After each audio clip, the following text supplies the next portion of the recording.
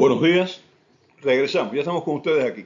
En el programa anterior habíamos ya estado analizando los mecanismos que estimulan que una célula madura, estable en fase G0, es decir, la fase donde no está creciendo ni va a dividirse, se convierta en una célula dispuesta a iniciar su crecimiento y división. Todavía no lo ha iniciado, nos detuvimos en el programa anterior en el momento en que va a pasar de la fase G0 a la fase G1. Habíamos visto toda la señalización que activa estos mecanismos.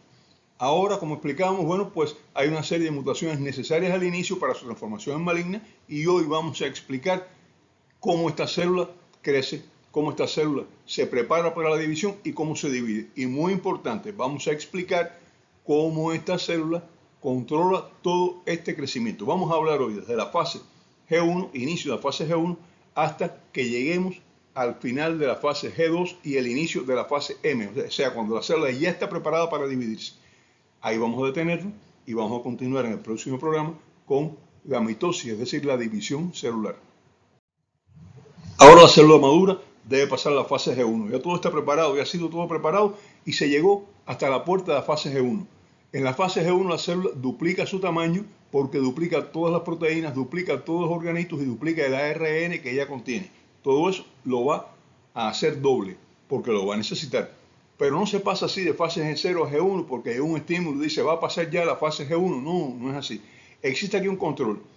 ¿Qué control? Un control de ciclo celular en el cual una serie de factores chequean y aseguran que existe la presencia adecuada de nutrientes y que el material genético no esté dañado antes del inicio de la fase, porque si hay un daño genético, hay una mutación antes del inicio de la fase, la célula no puede crecer, no puede empezar a dividirse, a dividir todas sus estructuras en dos porque no tiene condiciones para ello. Y si no existen los nutrientes adecuados, tampoco lo hace.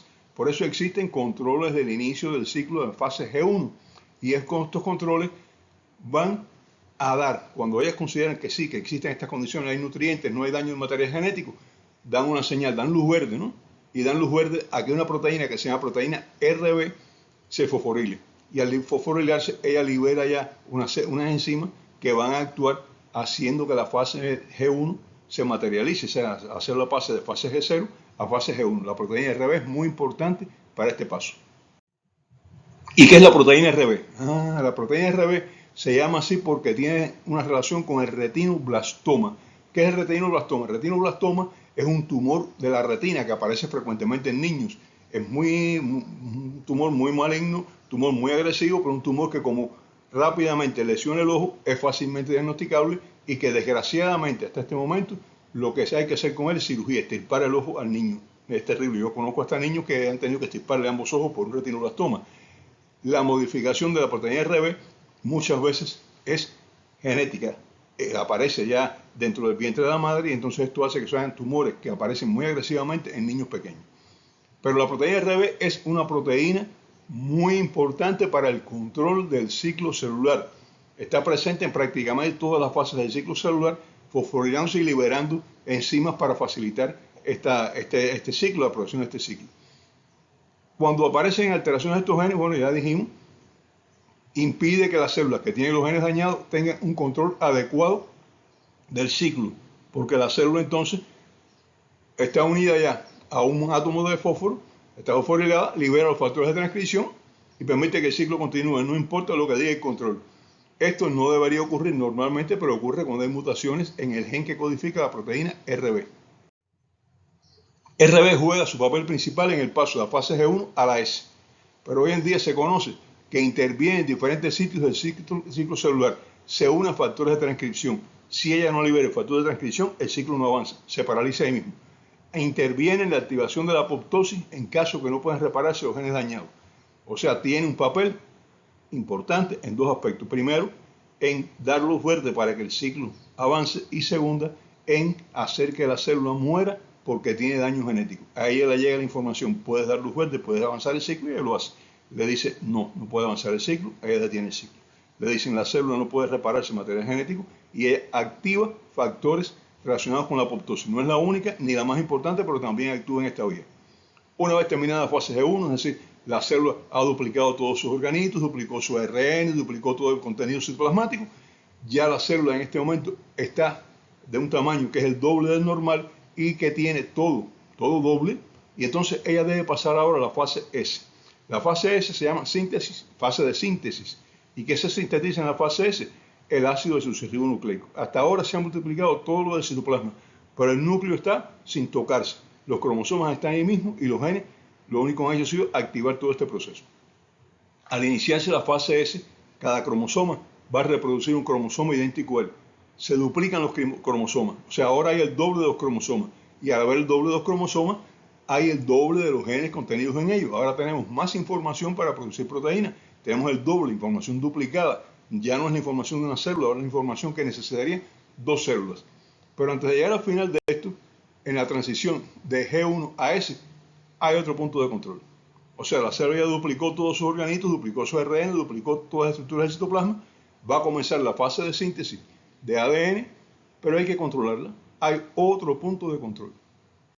Este punto de control, que es el que va a chequear el paso de la fase G1 a la fase S de síntesis, está relacionado con una proteína muy importante en el ciclo celular, la proteína P53. Ella tiene tres funciones básicas. La primera, comprobar que no existe daño en los genes que se van a reproducir.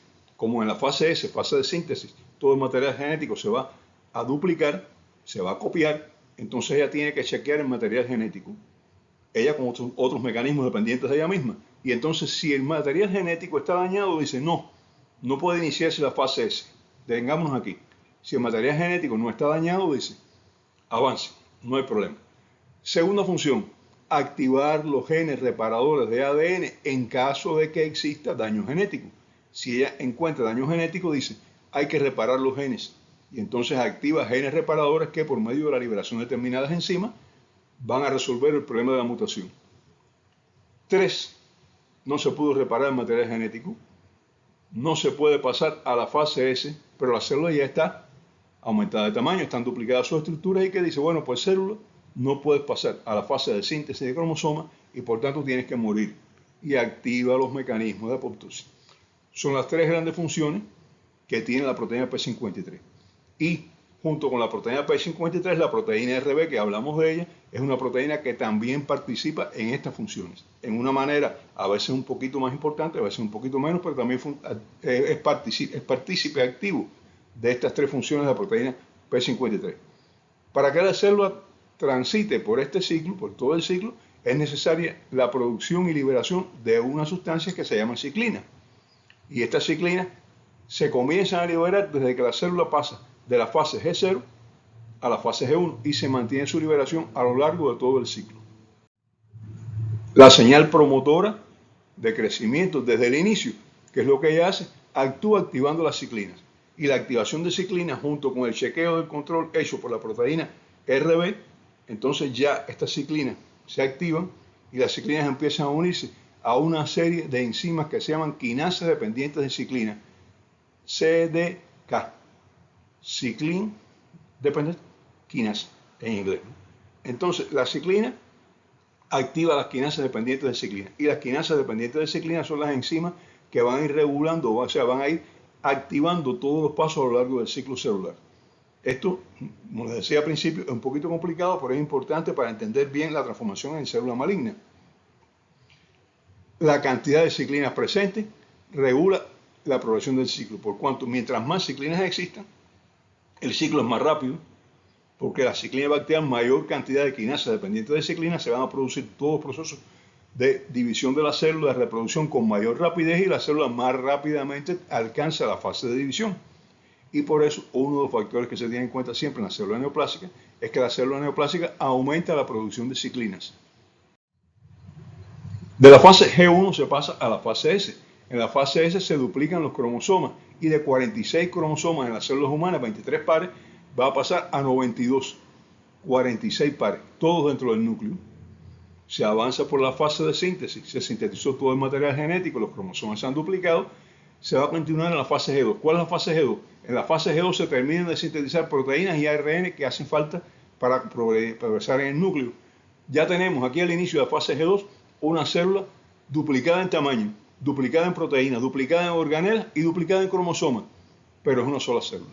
Y esta sola célula termina de sintetizar todo lo que hace falta, se prepara y llega ya al final de la fase G2 donde va a pasar a la fase de división, porque tiene todas las condiciones para convertirse en dos células hijas, dejar de ser una única célula y convertirse en dos células hijas.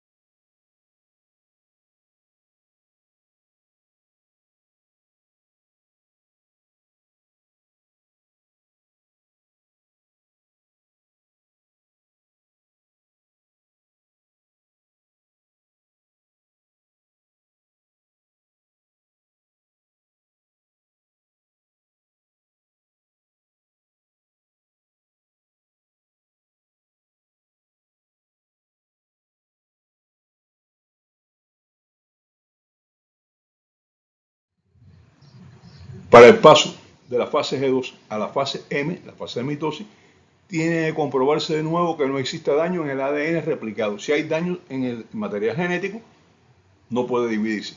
Aquí interviene de nuevo la proteína P53.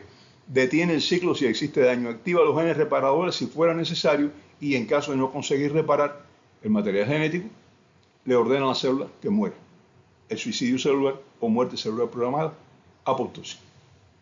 Hasta el inicio de la mitosis tenemos una serie de mutaciones que deben producirse para que una célula madura, normal, se transforme en una célula neoplásica. Ya describimos al inicio 5 mutaciones relacionadas con el inicio de la señal, o sea, con el inicio de activación de los genes que hacen que la célula inicie ya su fase de desarrollo. Bueno, pues ahora aquí veremos las mutaciones que es necesario que se produzcan durante el ciclo celular hasta llegar a la fase de mitosis. La sexta mutación, eran 5 anteriores, la sexta son mutaciones del gen que sintetiza la proteína P53. Hay que inactivar la proteína P53 porque si no ella es capaz de ordenar la reparación, es capaz de detener el ciclo o es capaz de mandar a la célula a morir. Por tanto, hay que inactivar la proteína P53. Hay que producir una mutación del gen que codifica la proteína RB porque ella hace lo mismo. Por tanto, también hay que inactivar la proteína RB, inactivar su función de retener las quinasas, de hacer que no progrese el ciclo. Octavo, mutación de los genes que reparan el daño de ADN, porque si se repara el daño de ADN, la célula no es neoplásica. Estas 3 mutaciones inhiben o inactivan genes correspondientes, son anti-oncogenes, son genes que se oponen al desarrollo canceroso y por tanto tienen que ser inactivados. 9. Mutación de los genes productores de ciclinas para hacer que se produzcan muchas más ciclinas y así activar el ciclo, que sea mucho más rápido. Este es un protooncogen. Bueno, mis amigos, el tema yo sé que es denso. Yo sé que hay algunos que me dicen, voy a tenerlo que ver 2 o 3 veces. Hay algunos que me dicen, no voy a perder tiempo viéndolo otra vez, así que déjenlo hasta ahí. Lo reconozco. Pero para mí es muy interesante, además es muy importante para poder entender cómo una célula normal, madura, se transforma en una célula tumoral maligna. Están cansados y como están cansados, dejamos la mitosis para otro programa. Hasta entonces.